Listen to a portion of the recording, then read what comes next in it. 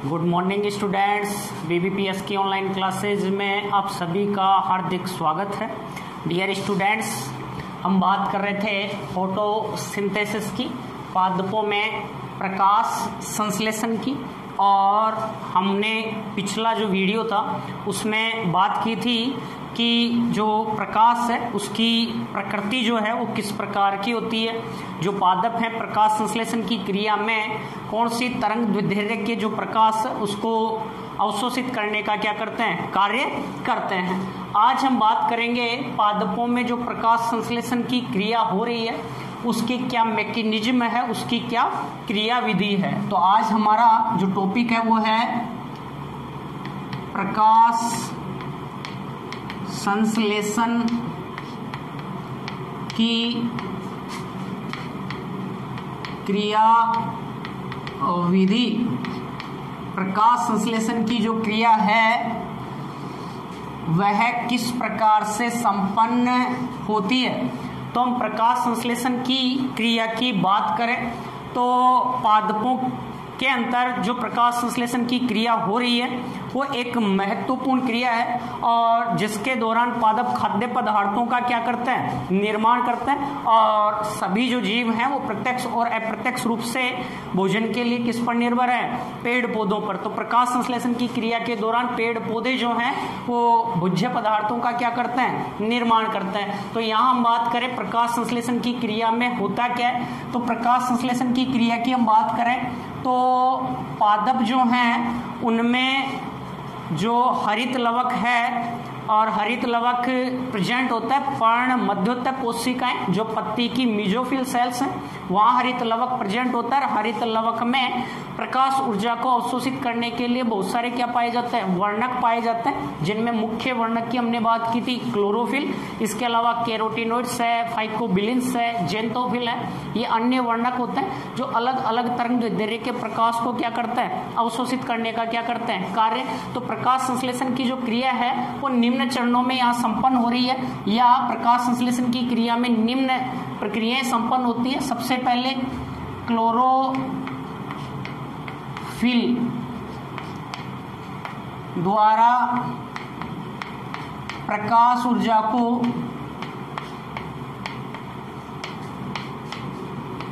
अवशोषित करके उत्तेजित अवस्था में जाना या उत्तेजित हो जाना।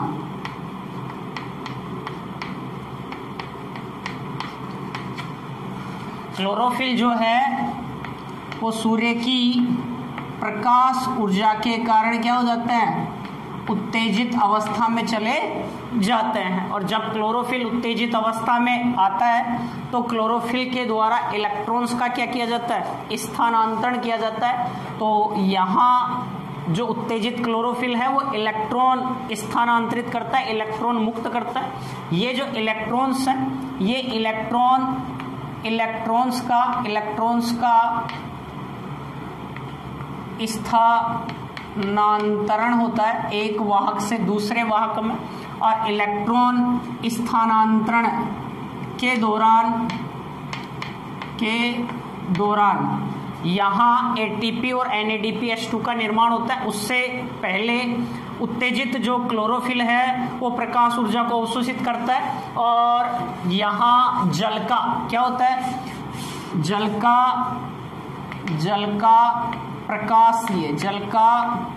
प्रकाशीय अपघटन होता है। जल का प्रकाशीय अपघटन होगा, प्रकाशीय विघटन होगा। प्रकाश की उपस्थिति में जो क्लोरोफिल है वहाँ जो जल है हरित लवक के अंदर जो थाइलेकोइड्स हैं वहाँ जल का विघटन होता है, और विघटन के दौरान क्या मुक्त होगा, यहाँ जैसे H2O है ये प्रकाश की उपस्थिति में टूटेगा तो H+ आयन प्लस इलेक्ट्रॉन्स और ऑक्सीजन यहाँ क्या होती है, मुक्त होती है। जो ये इलेक्ट्रॉन यहाँ स्थानांतरित होते हैं, ये इलेक्ट्रॉन्स टूटते हैं, वो क्लोरोफिल्स को आदि को दिए जाते हैं और उनका स्थानांतरण किया जाता है, जिसके दौरान क्या बनता है, इलेक्ट्रॉन स्थानांतरण के दौरान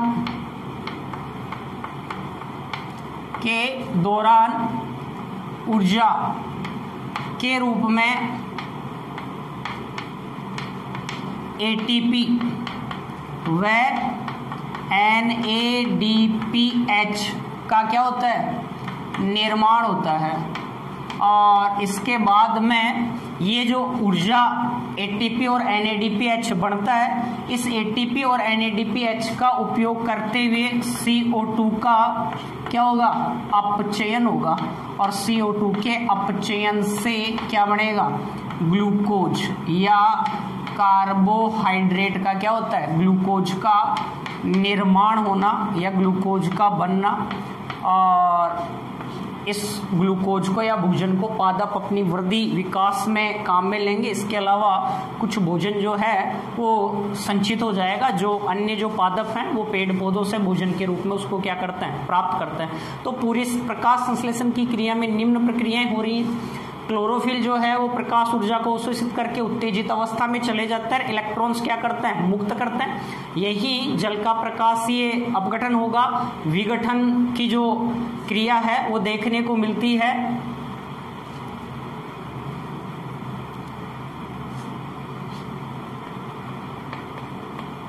विघटन होगा और हाइड्रोजन इलेक्ट्रॉन यहाँ मुक्त होते हैं, ऑक्सीजन का निर्माण होता है। इलेक्ट्रॉन स्थानांतरण के दौरान ऊर्जा के रूप में ATP और NADPH का निर्माण होगा। CO2 के अपचयन से ग्लूकोज या कार्बोहाइड्रेट का निर्माण होगा। अब ये जो जितनी भी प्रोसेस है, सारी जो प्रक्रियाएं हैं वो किस प्रकार से संपन्न होती हैं, तो यहाँ प्रकाश संश्लेषण जो है, ये प्रकाश संश्लेषण की क्रिया जो है वो कितने चरणों में संपन्न होती है, 2 चरणों में संपन्न होती है, जिसमें से एक होता है प्रकाशिक अभिक्रिया और दूसरा होता है अप्रकाशिक अभिक्रिया। एक है प्रकाशिक अभिक्रिया और एक है अप्रकाशिक अभिक्रिया। एक तो है प्रकाशिक अभिक्रिया, लाइट रिएक्शन है, और एक है अप्रकाशिक अभिक्रिया। तो प्रकाश संश्लेषण की जो क्रिया है वो 2 चरणों में संपन्न होती है। ये जितनी भी प्रक्रियाएं हैं ये 2 चरणों में संपन्न होती हैं, जिसमें से एक लाइट रिएक्शन है और एक डार्क रिएक्शन है। यहाँ जो जल है, जल का ऑक्सीकरण होगा और जो CO2 है, CO2 का अपचयन होता है। पहले भी हमने बात की थी, प्रकाश संश्लेषण एक ऑक्सीकरण अपचयन प्रक्रिया, एक रिडॉक्स क्या होती है, प्रक्रिया होती है, जिसमें जल का ऑक्सीकरण होता है और CO2 का क्या होता है, अपचयन। और CO2 के अपचयन के दौरान ग्लूकोज या कार्बोहाइड्रेट का क्या होता है, निर्माण होता है। तो यहाँ सबसे पहले हम बात करेंगे प्रकाशिक अभिक्रिया की और फिर बात करेंगे अप्रकाशिक अभिक्रिया की। तो फर्स्ट हम देखें सबसे सामान्य जानकारी की प्रकाशिक अभिक्रिया कहाँ होती है, अप्रकाशिक अभिक्रिया कहाँ होती है, प्रकाशिक अभिक्रिया है क्या, अप्रकाशिक अभिक्रिया क्या है। तो देखो हमने पहले बात की थी प्रकाशिक जो अभिक्रिया है वो हरित लवक के कहाँ होती है, ग्रेना भाग में। कहाँ होती है, ग्रेना भाग में। जबकि अप्रकाशिक अभिक्रिया हरित लवक के कहाँ होती है, स्ट्रोमा भाग में। कहाँ होती है, स्ट्रोमा भाग में। देखो हम बात करें, जैसे ये एक हरित लवक है, ये एक क्लोरोप्लास्ट है, हरित लवक है, और दोहरे झिल्लीबद्ध क्या होता है, कोशिकांग होता है। प्लांट सेल्स के अंतर्गत क्या है, ये प्रेजेंट उपस्थित है। और इस हरित लवक में अंदर से देखें तो आंतरिक जो झिल्ली है, आंतरिक झिल्ली के अंदर की तरफ हरित लवक जो है वो 2 भागों में बटा हुआ है, एक ग्रेना कहलाता है और एक क्या कहलाता है, स्ट्रोमा कहलाता है। ग्रेना भाग का जो निर्माण है वो अनेक सिक्के समान संरचनाओं के द्वारा होता है, और इन सिक्के समान संरचनाओं को हमने क्या कहा था, थाइलेकोइड कहा था। क्या कहा था, थाइलेकोइड। और इसके बाहर का ये जो पूरा भाग है ये क्या कहलाता है, स्ट्रोमा कहलाता है। जो तरल समांगी भाग है, मैट्रिक्स जो है, उसको हमने क्या कहा था, स्ट्रोमा कहा था। तो यहाँ ग्रेना जो भाग है उसका निर्माण किसके द्वारा हो रहा है, थाइलेकोइड्स के द्वारा। तो प्रकाश संश्लेषण की जो प्रकाशिक अभिक्रिया होगी वो तो कहाँ हो रही है, ग्रेना में। ये थाइलेकोइड मिलकर किसका निर्माण कर रहे थे, ग्रेनम में। और ऐसे बहुत सारे ग्रेनम मिलकर क्या बना रहे थे, ग्रेना का क्या कर रहे रहे थे, निर्माण। तो प्रकाश संश्लेषण की प्रकाशिक जो अभिक्रिया है वो कहाँ संपन्न होगी, ग्रेना में, और अप्रकाशिक अभिक्रिया कहाँ संपन्न होगी, स्ट्रोमा में। इसके अलावा हम देखें प्रकाशिक जो अभिक्रिया है, उस प्रकाशिक अभिक्रिया में जो ग्रेना भाग है उसमें जो थाइलेकोइड्स है, ये जो थाइलेकोइड्स हैं, इन थाइलेकोइड्स में प्रकाश ऊर्जा को अवशोषित करने के लिए विभिन्न प्रकार के क्या प्रेजेंट होते हैं, वर्णक या पिगमेंट्स पाए जाते हैं। हमने पहले भी बात की थी कि जो थाइलेकोइड्स है, उस थाइलेकोइड की जो झिल्ली है, इस झिल्ली में सूक्ष्म कण रूपी संरचनाएं प्रेजेंट होती हैं, जिन्हें हम क्या कहते हैं, क्वांटासोम। क्या कहते हैं, क्वांटासोम। और जैसे यहाँ मैं एक थाइलेकोइड का चित्र बनाऊं, जैसे एक क्या है, थाइलेकोइड है, एक क्या है, थाइलेकोइड, और ये पूरी की पूरी थाइलेकोइड की क्या है, झिल्ली है, पूरी की पूरी थाइलेकोइड की क्या है, झिल्ली है। ये थाइलेकोइड की झिल्ली है। तो ये थाइलेकोइड झिल्ली है, और ये थाइलेकोइड की क्या है, ल्यूमेन है या गुहा है, थाइलेकोइड गुहा। और इसके बाहर का जो भाग पूरा क्या है, स्ट्रोमा। क्या है, स्ट्रोमा। और थाइलेकोइड जो झिल्ली है उसमें हमने बात की थी कि क्वांटासोम प्रेजेंट होता है। क्वांटासोम में विभिन्न प्रकार के क्या पाए जाते हैं, वर्णक पाए जाते हैं, जैसे क्लोरोफिल है, कैरोटिनोइड्स है, जेंथोफिल है, फाइकोबिलेंस है। वो प्रकाश ऊर्जा को क्या करेंगे, यहाँ अवशोषित करने का क्या करता है, कार्य उनके द्वारा किया जाता है। तो यहाँ थाइलेकोइड की झिल्ली में ही प्रकाश ऊर्जा को, सूर्य की जो प्रकाश ऊर्जा है उसको अवशोषित करने के लिए विविध प्रकार के क्या होता है, वर्णक या क्या पाए जाते हैं, पिगमेंट्स यहाँ पर क्या होता है, प्रेजेंट होते हैं। और ये जो सभी वर्णक हैं, ये वर्णक आपस में मिलकर क्या बना रहे हैं, यहाँ ये वर्णक यहाँ मिलकर एक वर्णक क्या बनाते हैं, तंत्र बनाते हैं, जिसे हम कहते हैं फोटो सिस्टम। क्या बनाएंगे, वर्णक तंत्र बनाएंगे। यहाँ इस झिल्ली में हम बात करें तो यहाँ क्या प्रेजेंट होगा, वर्णक तंत्र। क्या उपस्थित होगा, वर्णक तंत्र। और इस वर्णक तंत्र में विभिन्न प्रकार के क्या पाए जाते हैं, वर्णक पाए जाते हैं, जो सूर्य की प्रकाश ऊर्जा को क्या करेंगे, अवशोषित करेंगे। अब प्रकाशिक जो विक्रिया, लाइट जो विक्रिया है, उसमें क्या क्या होता है, तो यहाँ सबसे पहले तो होगा प्रकाश जो ऊर्जा है, सूर्य का जो प्रकाश है उसको क्लोरोफिल अणुओं द्वारा क्या किया जाता है, अवशोषित किया जाता है। और क्लोरोफिल जो है वो उत्तेजित अवस्था में चले जाते हैं और इनके द्वारा इलेक्ट्रॉन मुक्त किया जाता है। उन इलेक्ट्रॉन्स की जो पूर्ति है वो पूर्ति करने के लिए यहाँ जल का प्रकाश से क्या होता है, विघटन। तो प्रकाश संश्लेषण की प्रकाशिक अभिक्रिया में फर्स्ट क्लोरोफिल द्वारा प्रकाश ऊर्जा को ग्रहण करके उत्तेजित अवस्था में पहुंच जाना। इसके बाद में जल का प्रकाशीय अपघटन होगा। इसके बाद में NADPH का बनना होगा। इसके अलावा प्रकाश फास्फोरिलीकरण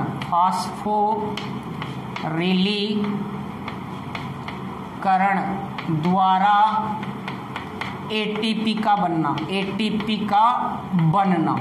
ये सारा का सारा जो कार्य है वो कहाँ होगा, प्रकाशिक अभिक्रिया में। फिलहाल हम अब प्रकाशिक अभिक्रिया की बात नहीं कर रहे हैं, डार्क रिएक्शन की बात नहीं कर रहे हैं। सामान्यतया इन दोनों को अलग किया गया है। प्रकाशिक अभिक्रिया जो है वो प्रकाश की उपस्थिति में संपन्न होती है, प्रकाश की रिक्वायरमेंट होती है। सूर्य की प्रकाश ऊर्जा को किस में चेंज किया जाता है, रासायनिक ऊर्जा में, और प्रकाश ऊर्जा को काम में लेकर NADPH और ATP का क्या किया जाता है, निर्माण, जो अप्रकाशिक अभिक्रिया में CO2 के अपचयन के लिए बनने वाला NADPH और ATP क्या होता है, आवश्यक होता है। अर्थात अप्रकाशिक अभिक्रिया जो है, इसका मतलब ये नहीं कि अप्रकाशिक अभिक्रिया अंधेरे में होती है। अप्रकाशिक अभिक्रिया भी दिन के समय संपन्न होती है, लेकिन ये प्रकाशिक अभिक्रिया पर क्या होती है, निर्भर होती है। अर्थात प्रकाश की उपस्थिति इसके लिए आवश्यक नहीं है, लेकिन ये प्रकाशिक अभिक्रिया पर निर्भर करती है। क्यों?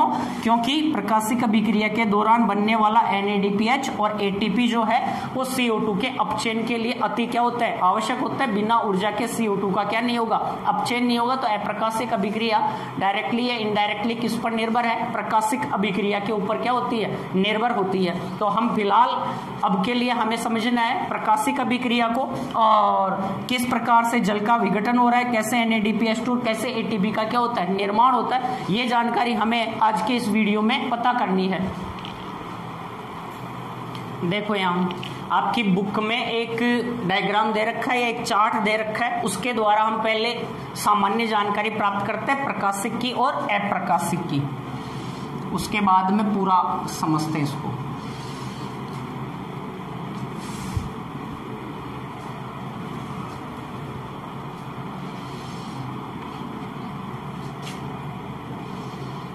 ये पूरा बना हुआ है, जिसमें यहां है प्रकाशिक अभिक्रिया और यहां है, दो भागों में बांट दिया। ये है अप्रकाशिक अभिक्रिया। प्रकाशिक जो अभिक्रिया है, अभी हमने बात की कहाँ संपन्न होती है, ग्रे नाम है। और अप्रकाशिक अभिक्रिया कहाँ संपन्न होती है, स्ट्रोमा में। कहाँ संपन्न होती है, स्ट्रोमा के अंदर संपन्न होती है। देखो, प्रकाश संश्लेषण की प्रकाशिक अभिक्रिया द्वारा क्लोरोफिल जो है उनके द्वारा प्रकाश ऊर्जा को अवशोषित किया जाता है। क्लोरोफिल व सहायक वर्णकों द्वारा जल का यहाँ क्या किया जाता है, प्रकाश की उपस्थिति में प्रकाशीय क्या किया जाता है, विघटन किया जाता है। तो यहाँ पादप जो है, पर्ण मध्योतक कोशिकाएं जो हैं, उनका जो हरित लवक है उसके ग्रेना भाग में जो जल है, उस जल का सूर्य का क्या है, प्रकाश, सनलाइट है। प्रकाश की उपस्थिति में इसका प्रकाशीय क्या किया जाता है, विघटन किया जाता है, प्रकाशीय अपघटन किया जाता है। तो यहाँ जैसे ये एक जल का अणु है, तो इसके विघटन से 2 H+ आयन, 2 इलेक्ट्रॉन और हाफ O2 क्या होती है, मुक्त होती है। हाफ O2 क्या होती है, मुक्त होती है। ऑक्सीजन यहाँ क्या होती है, मुक्त होती है। तो जल के प्रकाशीय विघटन के दौरान H+ इलेक्ट्रॉन और क्या मुक्त हो रहे हैं, जल का अणु बन रहा है। तो प्रकाशिक अभिक्रिया में हमने पहले भी बात की थी, जो ऑक्सीजन है वो जल के विघटन के दौरान मुक्त होती है। यहाँ जो ये इलेक्ट्रॉन्स हैं, इन इलेक्ट्रॉन्स का फास्फोरिलीकरण होगा, चक्रीय और अचक्रीय, मतलब स्थानांतरित होंगे थाइलेकोइड की झिल्ली में विभिन्न वाहकों से। एक वाहक से दूसरे वाहक में इलेक्ट्रॉन्स का क्या किया जाता है, स्थानांतरण। और इस इलेक्ट्रॉन स्थानांतरण की जो क्रिया है उसके दौरान NADPH2 और ATP का क्या होता है, निर्माण। ATP निर्माण की जो प्रक्रिया है उसको हम कहते हैं फास्फोरिलीकरण। क्या कहते हैं, फास्फोरिलीकरण। तो यहाँ एक तो होगा चक्रीय फास्फोरिलीकरण और एक होता है अचक्रीय फास्फोरिलीकरण। साइक्लिक फास्फोराइलेशन और नॉन साइक्लिक फास्फोराइलेशन, जिसके दौरान एक तो बनता है NADPH2 और एक निर्माण होता है यहाँ पर किसका, ATP का। किसका निर्माण होता है, ATP का। तो सूर्य की प्रकाश ऊर्जा जो है उसको क्लोरोफिल और सहायक वर्णकों ने लिया और जल का प्रकाशीय अपघटन किया और H+ इलेक्ट्रॉन और ऑक्सीजन मुक्त की। साथ ही यहाँ इन इलेक्ट्रॉन्स का चक्रीय अचक्रीय फास्फोरिलीकरण के दौरान अपचायक शक्ति के रूप में NADPH2 और ATP का क्या होता है निर्माण, ये जरूरी है आगे अप्रकाशिक अभिक्रिया में CO2 का क्या करने के लिए, अपचयन करने के लिए। तो फिलहाल आप ये समझो कि प्रकाशिक अभिक्रिया में सूर्य की प्रकाश ऊर्जा के दौरान ऊर्जा के रूप में ATP और NADPH2 का निर्माण होता है, जो CO2 के अपचयन के लिए क्या होती है, जरूरी होती है। यहाँ अप्रकाशिक अभिक्रिया में देखें तो यहाँ एक साइकिल संपन्न होता है जिसे कहते हैं केल्विन बेंसन चक्र, केल्विन बेंसन साइकिल या C3 चक्र कहते हैं। और इस C3 चक्र के दौरान जो CO2 है उस CO2 का क्या किया जाएगा, अपचयन किया जाएगा। CO2 को सबसे पहले RUBP राइबोलोज बाइफास्फेट द्वारा ग्रहण किया जाता है और CO2 ग्रहण करने के बाद में ये प्रथम स्थायी यौगिक PGA बनाता है। ये एक चक्रीय प्रक्रम है और यहाँ CO2 के अपचयन के लिए अपचायक शक्ति के रूप में NADPH2 और ATP की क्या होती है, आवश्यकता। एक CO2 अणु के अपचयन के लिए, एक CO2 अणु के अपचयन के लिए यहाँ 2 NADPH2 अणुओं की क्या पड़ती है, आवश्यकता और 3 ATP अणुओं की क्या पड़ती है, आवश्यकता।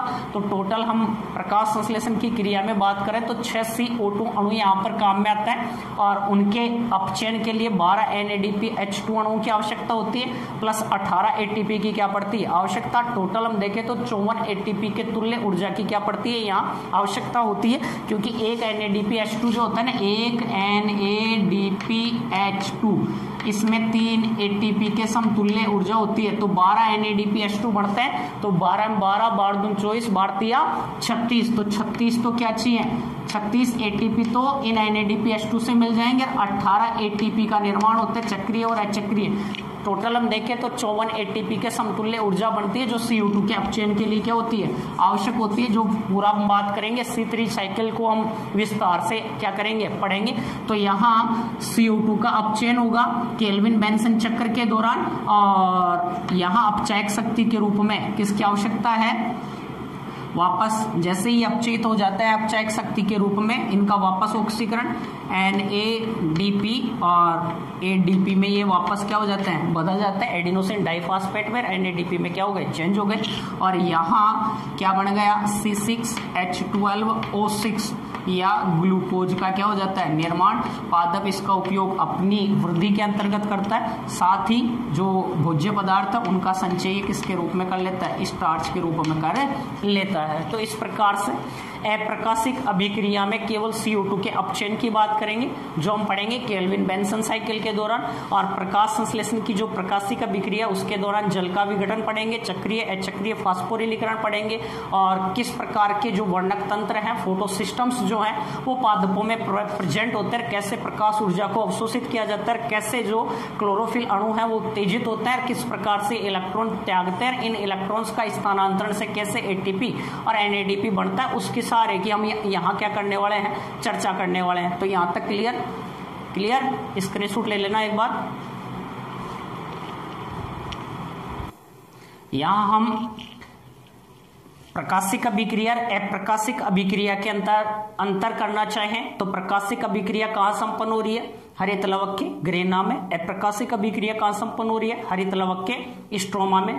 प्रकाशिक अभिक्रिया के दौरान जल का क्या होता है, विघटन, जबकि अप्रकाशिक अभिक्रिया में जल का विघटन नहीं होता है। यहाँ CO2 का क्या होता है, अपचयन होता है। यहाँ जल का ऑक्सीकरण होता है, वहां CO2 का अपचयन होता है। और प्रकाशिक अभिक्रिया के दौरान ऑक्सीजन मुक्त होती है, जबकि अप्रकाशिक अभिक्रिया में कोई ऑक्सीजन मुक्त नहीं हो रही है। प्रकाशिक अभिक्रिया में ATP NADPH2 बनता है, यहाँ ATP NADPH2 का निर्माण नहीं होता, यहाँ ग्लूकोज का निर्माण होता है CO2 के अपचयन के दौरान। तो ये प्रकाशिक और अप्रकाशिक अभिक्रिया में क्या हो गए, अंतर हो जाते हैं। क्लियर यहाँ तक।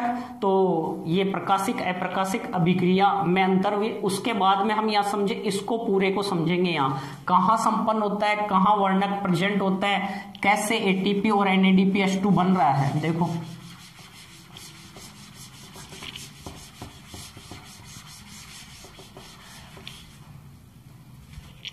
ये यहां हमने बात की कि थाइलेकोइड की जो झिल्ली है, इस थाइलेकोइड की झिल्ली में प्रकाश तंत्र प्रेजेंट होता है, फोटो सिस्टम क्या होता है, प्रेजेंट होते हैं। और प्रकाश तंत्र की बात करें तो यहाँ 2 प्रकार के प्रकाश तंत्र हैं, फोटो सिस्टम फर्स्ट और फोटो सिस्टम सेकंड। ये इनकी खोज के क्रम के आधार पर इनको फोटो सिस्टम फर्स्ट और फोटो सिस्टम सेकंड क्या दिया है, नाम दिया है। जैसे मैं इसको PS सेकंड और इसको PS फर्स्ट मानो। प्रकाश तंत्र क्या है, विभिन्न प्रकार के जो वर्णक हैं उन वर्णकों का जो तंत्र है या विभिन्न प्रकार के वर्णक आपस में मिलकर एक तंत्र का क्या कर रहे हैं, यहाँ निर्माण कर रहे हैं, जो सभी प्रकाश ऊर्जा को क्या करते हैं, अवशोषित करने का काम करते हैं। और थोड़ा सा थाइलेकोइड को जो झिल्ली है इसको और थोड़ा सा विस्तार से हम समझें तो ये पूरा मैं बात करूं, ये थाइलेकोइड है।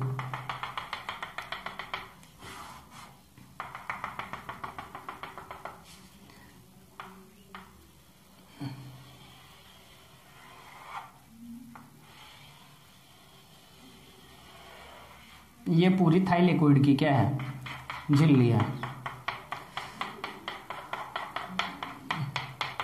और लिपोप्रोटीन से मिलकर बनी होती है। फास्फोलिपिड जो है, फास्फोलिपिड का बाइलेयर स्तर होता है इसमें, देखो इस प्रकार से।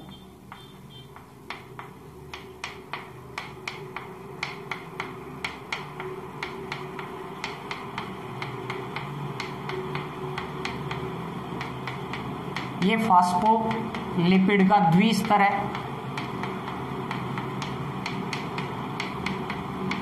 जिसमें ये फास्फोलिपिड का सिर भाग है, ये पूंछ भाग है इधर। तो ये फास्फोलिपिड से मिलकर बना हुआ है पूरा स्तर। और यहीं पर जो ये है, इसी के अंदर यहाँ जैसे हम बात करें तो यहीं पर विभिन्न प्रकार के क्या पाए जाते हैं, वर्णक क्या पाए जाते हैं, तंत्र पाए जाते हैं, फोटो क्या पाए जाते हैं, सिस्टम पाए जाते हैं। फोटो सिस्टम क्या है, प्रकाश तंत्र क्या है, विभिन्न प्रकार के वर्णकों का तंत्र, विभिन्न प्रकार के पिगमेंट्स जो अलग अलग तरंगदैर्ध्य के प्रकाश को क्या करते हैं, अवशोषित करता है। हमने पीछे बात की फोटो सिंथेटिकल एक्टिव रेडिएशन की, फोटोसिंथेटिकल एक्टिव रेडिएशन की बात की थी, PAR की बात की थी। दृश्य स्पेक्ट्रम जो है उसका 390 से लेकर 760 नैनोमीटर तरंगदैर्ध्य का जो प्रकाश है उसको पेड़ पौधे क्या करते हैं, अवशोषित करते हैं। अब इसकी पूरी की पूरी यहाँ से लेकर यहाँ तक की जो तरंगदैर्ध्य है वो पूरी काम में है।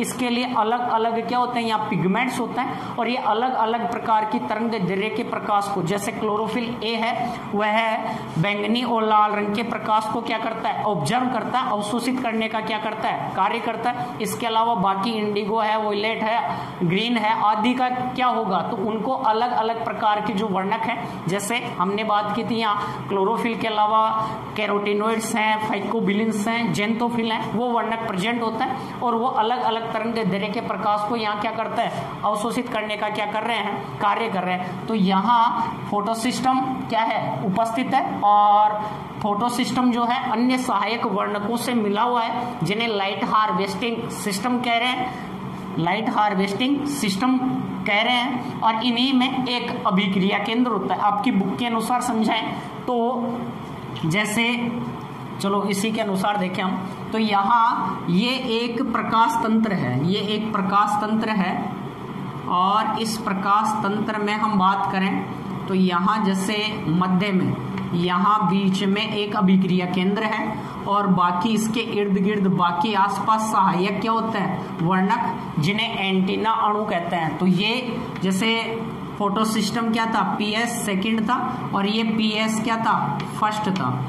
यहाँ PS फर्स्ट में बीच में एक अभिक्रिया कोण होता है, केंद्र, और अभिक्रिया केंद्र का काम करता है P700, ठीक है। PS सेकंड में होता है P680 या क्लोरोफिल A 680 होता है, अर्थात 680 नैनोमीटर से कम तरंगदैर्ध्य के प्रकाश जो है उसको यहाँ PS सेकंड द्वारा ग्रहण किया जाता है।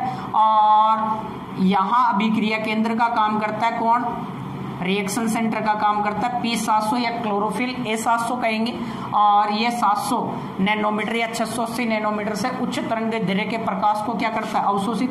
इसके अलावा यहाँ एंटीना जो अणु है, यहाँ विभिन्न प्रकार के सहायक वर्णक पाए जाते हैं, जैसे कैरोटीनॉइड्स हैं, फाइकोबिलेंस हैं, जेंथोफिल है, यहाँ पर भी प्रेजेंट होता है। या हम कह सकते हैं क्लोरोफिल 660, 670, 680, 690 अलग अलग प्रकार की तरंगदैर्ध्य के प्रकाश को अवशोषित करने के लिए यहाँ सहायक वर्णक पाए जाते हैं। ये वर्णक क्या करते हैं, सूर्य की जो प्रकाश ऊर्जा है, इस प्रकाश ऊर्जा को अवशोषित करते हैं और ये वर्णक क्या हो जाते हैं, उत्तेजित हो जाते हैं। इसको और थोड़ा बड़ा करके मैं इधर बढ़ाऊं, जैसे ये एक फोटो सिस्टम है, ये एक फोटो सिस्टम है और इस फोटो सिस्टम में जो ये पूरा बीच का जो पार्ट है, ये पूरा का पूरा, इसके लिए तो हम बात करें, ये तो है यहाँ रिएक्शन सेंटर है, अभिक्रिया केंद्र का काम कर रहा है। जैसे ये मैं बना रहा हूँ P600, ये पूरा का पूरा है PS सेकंड है, क्या है PS सेकंड, और PS सेकंड में यहाँ अभिक्रिया केंद्र का काम कौन कर रहा है, P680। इसके अलावा यहाँ अन्य लाइटें हार्वेस्टिंग सिस्टम अलग, बहुत सारे लाइट हार्वेस्टिंग सिस्टम है। यहाँ ये क्या उपस्थित है, वर्णक उपस्थित है, जैसे कैरोटीनॉइड्स हैं, क्लोरोफिल है, जेंथोफिल है, और ये सब के सब प्रकाश ऊर्जा को क्या करते हैं, अवशोषित करने का क्या करते हैं, कार्य इनके द्वारा किया जाता है। ये सूर्य की प्रकाश ऊर्जा है, इसको ये वर्णक लेंगे और ये वर्णक उत्तेजित होकर इलेक्ट्रॉन स्थानांतरित करेंगे, इलेक्ट्रॉन दागेंगे। अर्थात कोई भी जो एटम है वो जब उत्तेजित होता है तो उसके जो निम्नतम कक्ष है उससे इलेक्ट्रॉन निकलकर उसके उच्चतम कक्ष में चले जाते हैं, और ये इलेक्ट्रॉन जैसे ही ये किसी दूसरे इलेक्ट्रॉन वाहक को या किसी दूसरे वर्णक को दे देगा, पुनः अपनी सामान्य अवस्था में आ जाएगा। तो ये प्रकाश ऊर्जा को लेकर इलेक्ट्रॉन्स को एक से दूसरे में क्या करेंगे, स्थानांतरित, और अंत में ये जो इलेक्ट्रॉन है ये किसके पास जाएंगे, अभिक्रिया केंद्र के पास जाएंगे। किसके पास जाएंगे, अभिक्रिया केंद्र के पास जाएंगे। किसके पास जाएंगे, अभिक्रिया केंद्र। इसी प्रकार यहाँ भी इलेक्ट्रॉन्स जो हैं एक से दूसरे में प्रकाश ऊर्जा के कारण इन्होंने इलेक्ट्रॉन त्यागा और अभिक्रिया केंद्र के अंदर इलेक्ट्रॉन्स को क्या किया, स्थानांतरित।